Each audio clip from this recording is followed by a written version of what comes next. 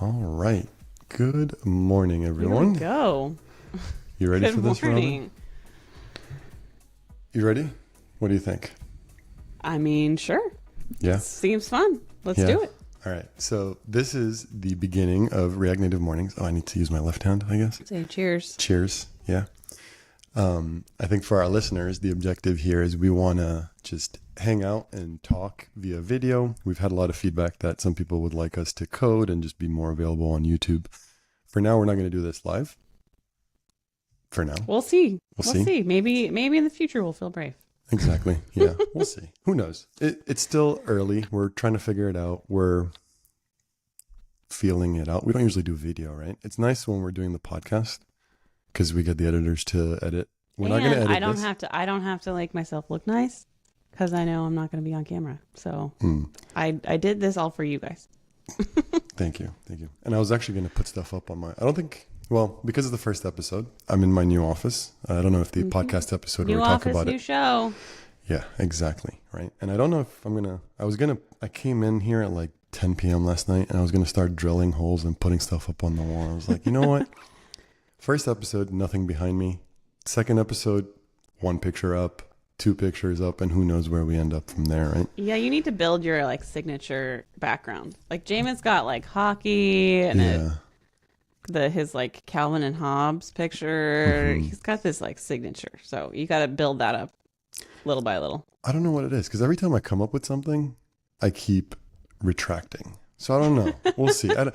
Literally the other day. You can't commit to anything. No. And for me, when it comes to like putting holes in the wall with drywall and all that. Oh, yeah.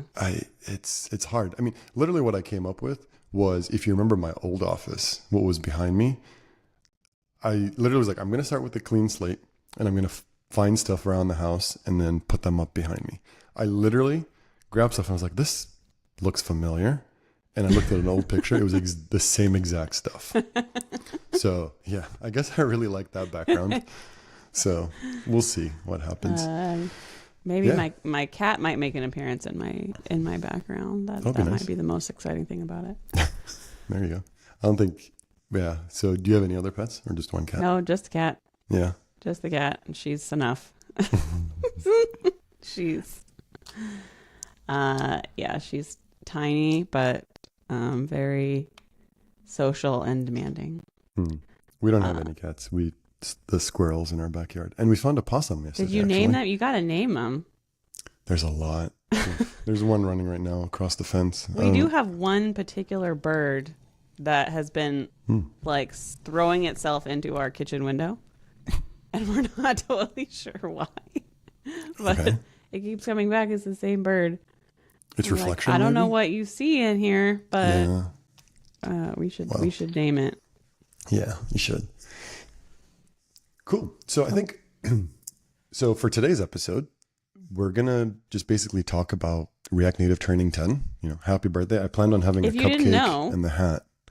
Oh, I know we didn't get party hats, but if you didn't know, React Native is turning 10 as of tomorrow. Actually, well, tomorrow when we're recording it, but if you're watching this, it'll probably be today. So Thursday, March 26th will be exactly 10 years. So March 26th, 2015, Jordan Walk, who was at the time with Meta and part of the React team, I believe, at the time, he basically announced on Twitter, hey, we're open sourcing React Native. And here you go.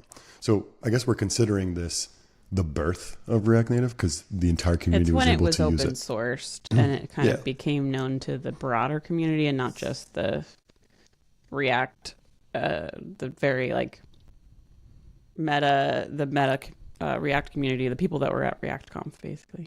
Yeah. So ReactConf was January 2015. I don't know the date, but that's when Tom Ochino, I believe is how you pronounce his last name. That's when he announced what React Native That's literally was. when the words React Native were first like uttered to the world. And that's when the world found out that Facebook Groups, which was its own standalone app, it's now, rolled into the Facebook app, was using React Native. So that's pretty cool. Because I think during that time, there was stuff like PhoneGap, Cordova, Xamarin, and Infinite Red's favorite Ruby Motion at the time. Some of them didn't do things well, right? Because they were like web views almost in native. So having this new technology was great. I mean, I wasn't really aware of mobile technologies outside of just like native Android and iOS at the time. I was still doing Ruby on Rails when that all happened. Go back to 2015. What were you doing? 2015. 2015 was a pretty big year because it's the year I got married. So I was pretty stressed out that whole year. I'm not gonna lie. Yeah. But yeah, I was working at my first tech job because I did code school in 2014 and then got a job out of that, and I was still at that job. What code school did you go to? It was called Epicodus. It was a Portland local code school. Really, really great one. It no longer exists, unfortunately. Okay. I was going to give them a little bit of a marketing boost there. They shut down last year, I think. So they lasted quite a while. But it was during kind of the heyday of like code schools where they were popping up all over the place. But I was doing Ruby on Rails, and it was all back-end Ruby on Rails. So I was like building microservices, API layers for our mobile team to consume. So like I was like indirectly working with mobile. Our company was an app company. It was kind of like an app factory. Like the product was that you could white label an app for a conference or event. So I was familiar with kind of like the goings on of building mobile apps. But my actual job was doing APIs with Rails. Cool. And I didn't start at Infinite Red until beginning of 2017. So React Native was almost 2 years old by that point. Mm-hmm. So for me in 2015, let's see here. I know in late 13 was when I kind of left the whole soccer world that I was in. I think our listeners are familiar with that story. And that's when I joined. Are they familiar with that story? I think we need to hear that story again. All right. I'll go back a little bit then in time. So I grew up in Nigeria, played soccer there, semi-pro professionally a little bit at one point. And then I came to the U.S. to go to college in New York, Stony Brook University, played there for about a year, kept getting hurt. So I kind of took a step back and started coaching, which led me to North Carolina, coached college down here, went to L.A., coached a little professionally out there also.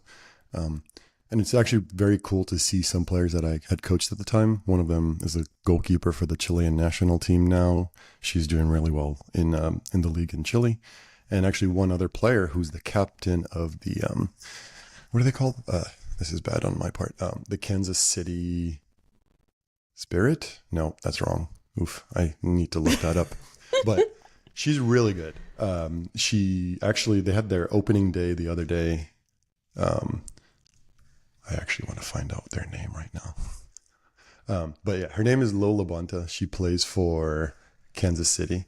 And she was on that team that I had coached. Kansas City Current. There we go. And so it's great to see those players still playing and playing at a high level, playing for the national team. And then, after LA, I came back to North Carolina, started coaching youth soccer here with part of the NC Courage, North Carolina Courage women's professional team program. And 2013, I got into the full tech scene. I joked about this the other day with Gant. My title was webmaster up until that point, and I love that title. I would go back to that title any day. That's like early 2000s, like old school websites always had like contact the webmaster. And I held on to that title, Robin. I think, I held on to that title. I did a volunteer position, which actually didn't end till 2015, but I kept that title of webmaster with that role because I just love that title. Just a little tidbit there. That's really cool. 2013. Someone took a risk on me at that point. Basically, he was like, look, you don't have a lot of experience, but I need someone to help me build e-commerce websites. And it was in PHP and MySQL backend. So we built this whole thing from scratch. It was just me and him. And we added 2 other developers. And in 2015, actually, which is crazy. We were looking at doing some mobile stuff, but my manager and everyone else quit in 2015. And then the CTO was like, hey, seems like you're the only one that didn't quit and get the memo.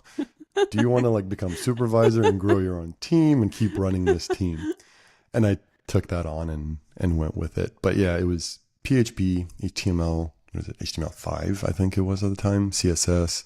Oh yeah, I remember HTML when HTML5 came out. Yeah, and it was that coded. That was around the time that I was like new to coding, and I remember it coming out. Yeah, and that was CodeIgniter. That's like the big thing that I still like look back on, and I enjoyed. CodeIgniter was really cool. PHP. Yeah. PHP CodeIgniter. Yeah, it was like the framework, I guess. So what we would call Expo these days.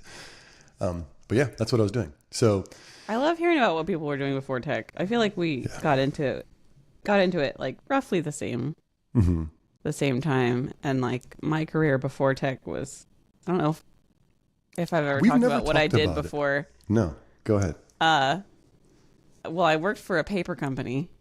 Dunder Mifflin? Yeah. Well, not Dunder Mifflin, but yes, cue the Dunder Mifflin joke. It was actually a paper mill, like a legit paper mill, which is as stinky as you might think. Paper has a smell? Yeah, paper mills do not smell like daisies. And it was paper mills are like dangerous places. Yeah, so like I'm sure. Even the people that I worked in the office. I was like I started out as a finance intern, and then we were called business process analysts, which is very generic, like do spreadsheety, businessy things to make things more efficient. I don't know. Yeah. But the people that worked in the office had to wear not hard hats. We had to wear like safety glasses and high visibility vests just from our car to the office. Oh wow. Okay. And we all had to like park in the parking lot so that we'd be ready in case we had to evacuate the mill if there was an explosion or something. And then like anytime we had like an all team like whole company meeting, we would have to go out there was a big meeting room inside the mill that was like big enough for like all the mill workers and stuff. And so we'd have to go out there and in order to get there, we had to wear a hard hat and steel-toed boots. And like, it was a maze. Wow. We would like wind our way through the paper mill. Like I couldn't go like alone. I never could have found it on my own. Like you had to have somebody who knew. It was wild. And I was like 22 to 23. This was like right out of college. It was a really wild experience. But doing all those spreadsheets, I got into VBA and I was like, oh, this coding thing is kind of fun. But no one around here can actually teach me how to do it properly. So I left and went to code school, and that was that. Code school is good. I've heard a lot of stories like that of people going to code school and getting like a jump start or a restart in their careers, right? Right, exactly. Because that's exactly what it was. It was like 4 months of full time. It was like 9 to 5. I obviously had to quit my job. My boyfriend at the time, who's now my husband, fortunately loved me enough to pay the rent while I did that. Yeah. But yeah, it was 8 to 5 every day. We were pairing the whole day, like working through the curriculum, and like every day was a different like exercise that we had to do. Learning the like from the ground up concepts, like basic coding concepts, loops, all that stuff. And then like all the way up through, we specifically learned about Git and like GitHub and all that stuff, because it was very it was very focused on these are the skills that you'll need to actually like go be productive at a company. So we had a whole unit on Git and GitHub, and then we did like SQL before we did Active Record, and then we did Rails, and it was sort of like all the building blocks to being able to be a Rails developer. Well, that's cool. So it was a Rails specific. What was really key is that they placed us with a company for like a month-long unpaid internship Mm-hmm. so that we could actually like be integrated with a company, and like it's basically a month-long job interview sort of like with the ability to like see how someone works day to day. And so they liked me enough to give me a job, and that's how I got here. That's awesome. Code schools are great. I've heard a lot. Mm-hmm. I think your code school being Rails was the first one that I've heard of that's Rails. I think most of them tend to be JavaScript. Portland is a very Rails city at the time. Right. Like a lot of the biggest tech companies around here were using Rails, like Puppet, New Relic. Those are the two like really big ones. And so like that was kind of the scene in Portland, and I'm sure that's why kind of they went that direction. But I know like the rest of the world, like outside of Portland, would seem to be using all sorts of other stuff like Java, PHP, whatever. But yeah, I was happy to have the background that I did. Gotcha. Yeah. No, that's cool. That's awesome. Wow. Okay. Well, trip down But memory then how lane. did we get there? Yeah. So how did we get to React Native? How did we get to React? Yeah. Each of us? Did you start doing React Native before Infinite Red? Yes. Yeah. Yes. Yeah. So, okay. So I was at that let's kind of go back. I was at that company until about 2016. Actually, right around this time. It was around March, I remember. 2016, I left. And I left actually for a company where I don't think I had a title at the time because the CTO was leaving and there's one other engineer. It was just a startup. So that's when I joined the startup scene. I did a jukebox company. So jukebox on your phone, you get to pick your apps and you get to we did this cool thing we called nuking. So we would go to restaurants to test the app at night, and we would actually get rid of songs because we had the back end ability from the playlist to play the songs that we wanted. And we actually found that fun to do that between us. So we added that feature to the app. And actually I remember one restaurant that we were at, this one guy and you could see him because he was getting really mad at the TV. He paid up to $100 to get rid of a song that was coming up. Oh my gosh. Yeah. So it was great for us. We got $100 out of it. But the company eventually kind of went away because I don't know how Spotify does it, but the lawyers for the record labels charge you an arm and a leg. Once a song plays for 30 seconds, you owe them for the full song. Yeah. So whatever happened, we had to pay for every song. So if someone nuked the song at 31 seconds, we were on the hook for the entire song with the record label. I think Spotify is just big enough that they have, that they're basically have deals with all the labels and stuff. So that's when I got into mobile, but very light mobile. So I did some iOS and then some Android, but it was very bare bones because I was mainly focused on the website. So we were using Parse at the time. So Parse was a MongoDB. Think of it as oh my gosh, I forgot about Mongo. Yeah, it was a MongoDB. We used Mongo. Yeah, with specifically for one of our microservices, but not the others. Oh, well, there you go. Because of course. Yeah. So it was the role I was moving into was the CTO type role there because I was doing the PM work. I was doing the meetings with everyone, doing the Apple MDM distribution. So, and kind of working on Parse in the backend. And every now and then I'd just dip into the native side and get to do that. But after that, so I hired friends that I played soccer with to build us our web platform for the clients. And they were using React. And they were a consultancy kind of like us, like Infinite Red. And just as things went on, they kind of noticed me getting more stressed as it went on because we were getting really close to the end of our runway.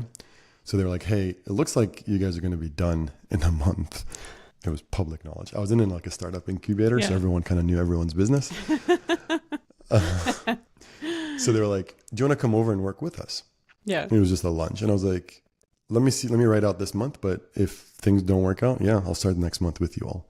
So yes, I did join them. And I was with them for about a year and a half, and they were so we were full stack. We were 4 guys. One guy was in charge of the React web. One guy was in charge of mobile. Other guy was in charge of backend. And I kind of came in as full stack. So that's when I got into one React guy was Native. in charge of mobile. Was that iOS and Android? React Native.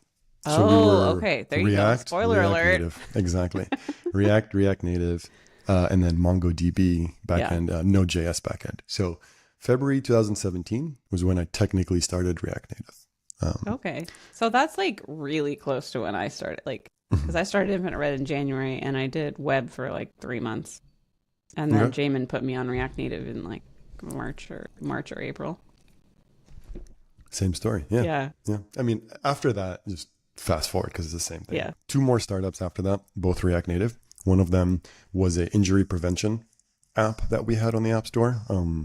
Got bought, and eventually they took the IP with them, and the app is no longer in the stores. But yeah, two startups after that, and then I reached out to Infinite Red after that, and the rest is history. Did you happen to listen to any particular like podcast or anything? Yes, yes. So that last startup was full JavaScript. Well, up until this point, I was all JavaScript, but I kept hearing rumblings in the community about this thing called TypeScript that you all may have heard of, and I just couldn't get my boss on TypeScript.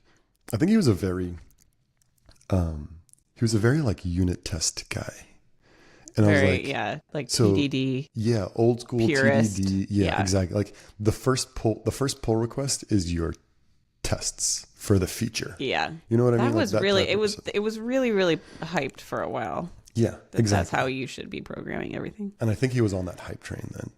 So, spoiler alert, I was listening to a podcast, and Robin Heinze was talking about how easy it is to change your JavaScript code to TypeScript. I believe what I said was it's just JavaScript. It's just, you could just write JavaScript, like just turn it on and it'll still run your JavaScript. It's fine. Exactly. So I shared that with him, and literally he was like, "Oh, cool. Go ahead." And yeah, and slowly transformed it. And I think I got to 100% transformation. But it was actually, what was cool about that startup though, was they were doing Elixir backend. And I was really enjoying Elixir. So I was doing the Elixir part of it. And I think the way Elixir works, Elixir has some types, it has type safety within it. So it was just like perfect. Like, look, you're getting it in Elixir. Why doesn't our front end have the same safety between both of them? And then your podcast episode, you and Jamin, I believe it was, just kind of secured and solidified it. So I did get it all to TypeScript before I left at the time to join Infinite Red. It seems pretty crazy now for anyone like not to see the value of TypeScript. It seems like it's pretty universally Exactly accepted now. But you're welcome, and thank you both. Thank you. Yeah. Yeah, right. You should ask him. Doing that one episode was worth it. Yeah. We got you. So. Exactly. Yeah. I did go to Chain React, the company before that company, because that was fully React Native. I was the only React Native developer, and we needed, we were doing Bluetooth stuff, and I couldn't get it to work for because I was working with a company in Italy. They were doing our firmware on the hardware part, and it was hard to communicate with them because they were all Italian, but they hired someone who spoke Arabic. So I would just get on Skype calls with him, and we figured it out a lot of stuff. Amazing. And he was like, "But no, this is what I need." And I was like, "I don't get that." So, spoiler, Chain React had someone who had to talk on Bluetooth. And our CTO at the time was like, "Hey, let's start getting into end-to-end tests and unit test, and growing that suite." There was a workshop. So I was like, "Hey, send me to Portland. I'm going to stay at this rinky-dink hotel in Chinatown to save you some money." And there we go. I'll come back and get it done. And the best story I have around that, which I think I've said on the podcast, I listened to a talk, caught Vlad after the talk. So Vlad was Novak, I think is his last name. He was the one that gave the talk. Talked to him after, and he looked at my I gave him my laptop. I was like, "Hey, I need help with this. I can't get it to work." And he looked at it and he was like, "Okay, you need to switch to this library. You need to do this and this. Here's a repo of where I do it, and you should be good. Nice. Reach out to me on Twitter if you needed it." And I fixed it on the flight home. Amazing. Actually, yeah. So that Chain React kind of grew my interest in React Native and Infinite Red, and that's kind of where I started listening to the podcast, and that's kind of where things went from there. Amazing. And then you joined Infinite Red in what, 2021? May of 21. 21, Yes. yeah. Yeah, May of 21. Yeah. So it'll be 4 years this fall, in 2 months. This Feels fall, like- this summer. Feels like longer than that. I know, right? Yeah, it feels like that Yeah. for me. But yeah. Yeah. So somewhere in there, React Native was born, which is what Okay. we're talking about. Getting back to our story. Yeah. Okay. So we started off by saying January 2015, Tom Yep. announced it at ReactConf Yep. and basically said like, hey, we have it in our apps. It's good. Facebook group app uses it and you're rendering native views. So it's great. Like we're going to open source it soon and everyone can kind of go from there. Now, the best part and what stuck to me was when it was open sourced in March 26th, right? It came out version 0.1. 0.2 came out hours later at like midnight the next day. And then 0.3 it was a busy came week. out. It was a busy night, a busy weekend for them. And then 0.3 was just a couple hours, like 7 hours, I think it was later or something like that. So they were kind of like working on getting it out, fixing all the bugs, all the issues. And it was just iOS, right? At that time. It was, yeah. And then eventually kind of grew to being Android also. I think when they announced Android is when Infinite Red jumped onto the bandwagon. Yeah. And that was like It at the end of wasn't that very year. long. Yeah. It was like, was it September? It was just, Something it was like, towards the end it of was the like year. August, September of that year. Yeah. Oh yeah. September 2015 was when they released Android support. Yeah. So I think that's kind of when Infinite Red. I think the idea was Todd was evaluating it at the time. Todd was the one that did the proof of concept. Yeah. And then brought it up to Jamin. This is pretty cool. The rest is history. I know. And I think the reason why we're doing this is we're trying to, this episode on this topic for our listeners, we're going to have a podcast episode that comes out where Jamin, the third musketeer, joins us on that one. I believe we're going to have a blog post that comes out and just kind of, we're going to get all the media out there for you all, however you like to listen to it.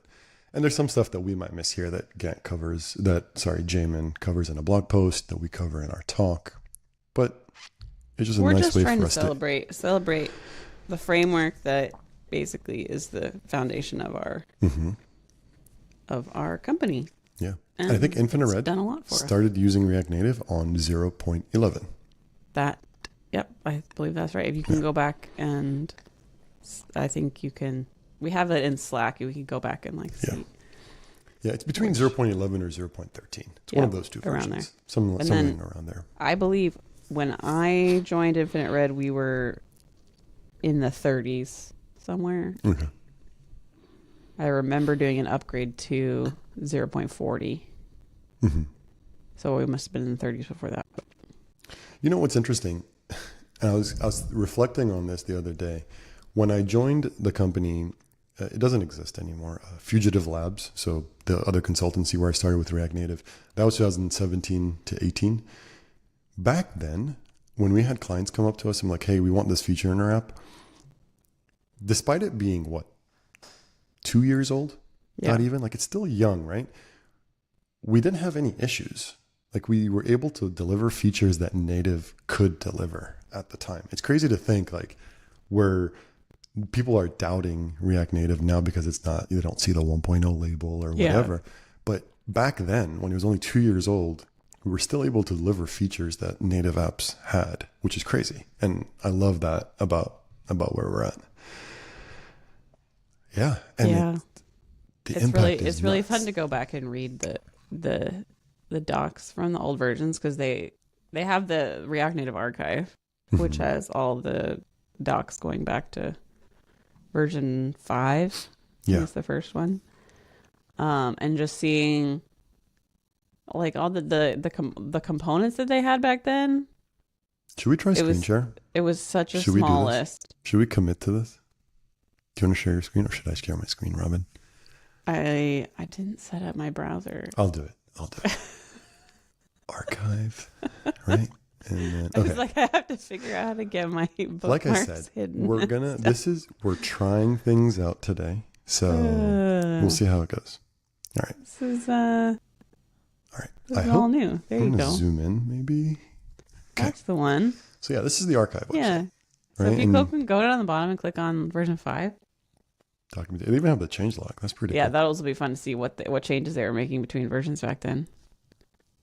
We might even see some of like Gant and Steve in the commits. But if you click on like components, Oh wow. Look at those not little very components. many. Yeah. And you can see some relics. There was a lot of iOS only components, but like the navigator, the tab bar, those were part of core. There was no like navigation library at the time. Yeah. Where's the navigation? There we go. Navigator and Navigator iOS. What's the difference? Yeah. So it's handled differently. Okay. So I guess, back then the whole unified API wasn't a thing. Now it's becoming a thing. So, ooh, I love this. Now everyone's like, don't inline styles. It's right there in the docs. Yeah, right. You should find the style. Oh, where's the section on styling? Let me find it. Oh yeah, up in the top.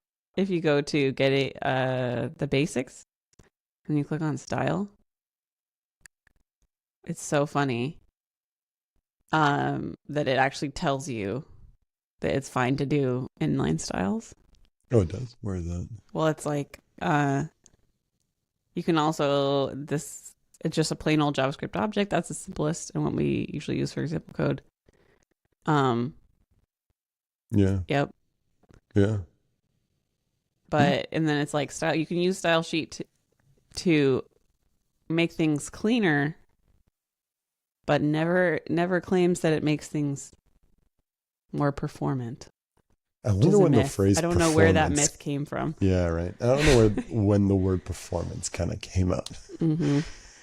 So I'm actually going to go back. I want to share just a changelog, see how the first changelog was.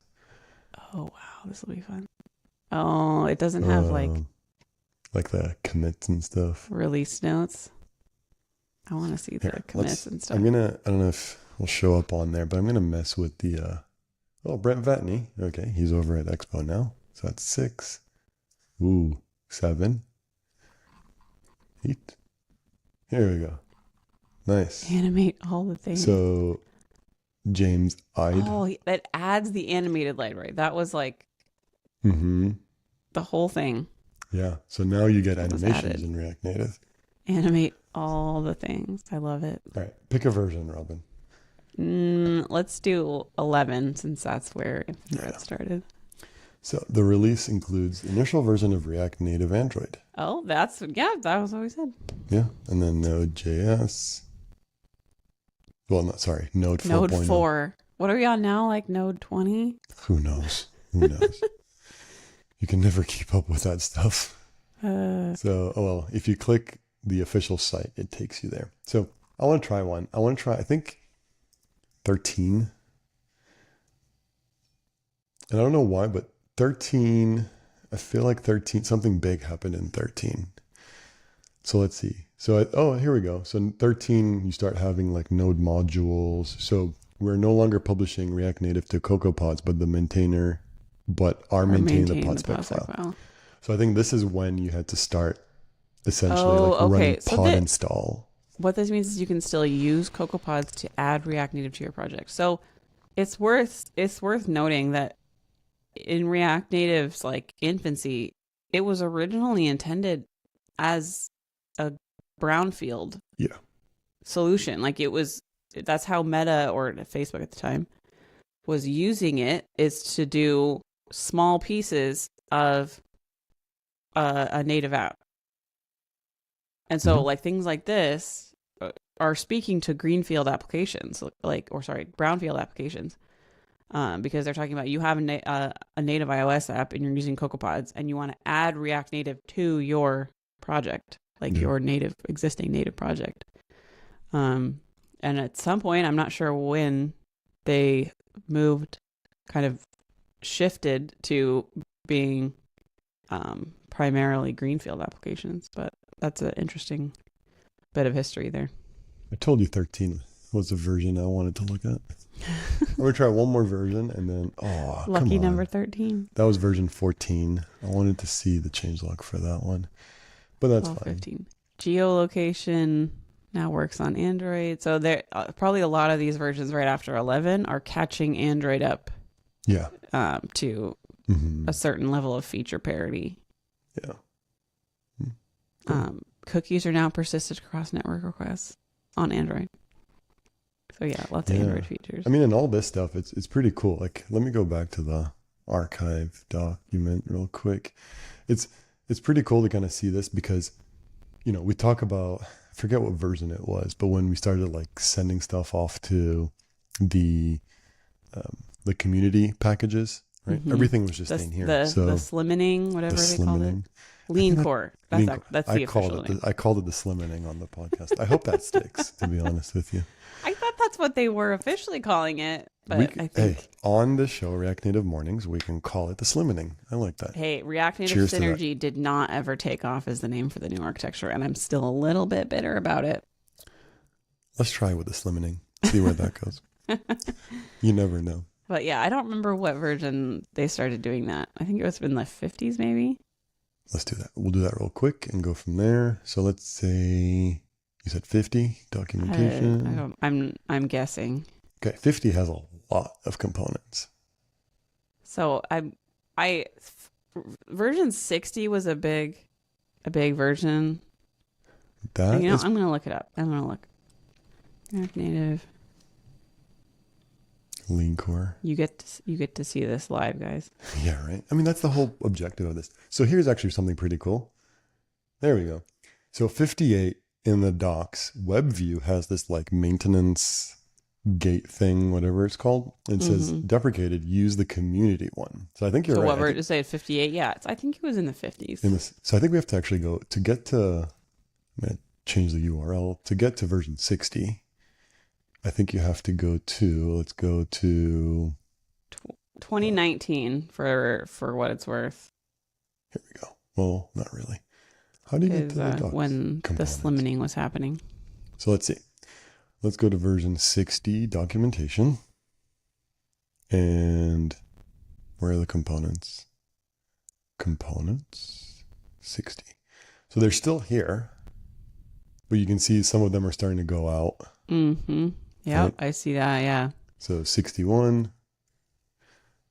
stuff are starting to go out. So yeah, I think version 60 is when it started, but then you can, it wasn't like a immediate, because it's breaking changes, right? For people. There we go. I don't know if you noticed that, but I'm going to go back and forth. Look at that crazy list. And then all of a sudden it's like, bloop. 62. That was it. Yep. 62. Everything was gone. Yeah. Amazing. That's pretty cool. Now I'm gonna stop curious about things like navigation. Like React navigation?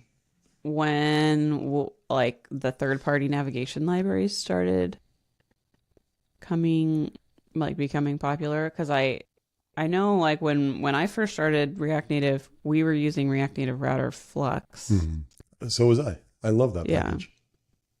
And then React navigation came. So 1.0. Let's see. I guess we could do it via GitHub, maybe. Let's see. If we do GitHub and look at releases, well, I can do Router Flux releases. React Native Router Flux releases. 2017 was when React Navigation beta started. September 2015 is the first version of Router Flux. Yeah. So. Yeah. That it first lasted year. for 2 years. Yeah. I do remember. So 17, like I said, like 17 was kind of when I got into React Native. And you'll notice like 17 is when navigation started coming out. Yep. Whereas V1. So Router Flux was the dominant choice for a while. Yeah. Yeah. I mean, so 15 to 18, 3 years of Router Flux, doing your native navigation, and then React Navigation came, and the whole idea was it's native navigation that you're getting. And, and then eventually we got React Native screens, which made it even more native. And now we have Export Router, Yeah. Now we have Explorer, which is still React navigation. Yeah. Really. But Cool. All right. I think we can wrap up now. I think, Robin, this was fun. Nice trip down This was memory fun. lane. Yeah. You think we should do this again? Yeah. Yeah. Let's do it. I can't hear it in my head as anything other than Troy and Abed in the mornings, but as Mazen and Robin in the mornings. There you go. We need like so- that, the music Thanks. kind of thing to happen. Mazen, Robin in Yeah. the morning. There you go. Yeah. That one. Yeah. Hopefully we don't get copyright. Yeah. Just like we couldn't sing happy birthday, right? Because that would get us shut down for some reason. The song Happy Birthday is copyrighted, so we can't sing Happy Birthday to React Native. That's annoying. Anyways. Well, happy birthday to React Native, your double digits. Hopefully we'll be celebrating your 20th That would be cool. birthday before too long. Yeah. And if you're watching, please, hit us up. Let us know if you enjoyed this, what else you'd like us to do. Because, as of now, I think we have an idea for episode 2. And we're just testing things out, kind of seeing where they're going to go. And hopefully you all enjoy it. And you can find me, I think people know where to find us on socials, but I'm at Mazen Chami kind of everywhere. So, Yep. and you're at Robin Same. Heinze? Same. Everywhere. With an Thanks E. for hanging out. Yeah. Thank you. Cheers. Cheers.